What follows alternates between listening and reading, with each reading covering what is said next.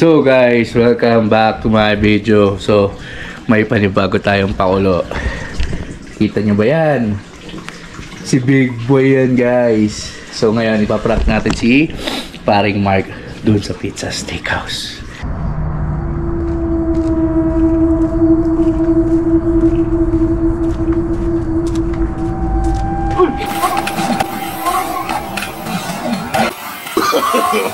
No.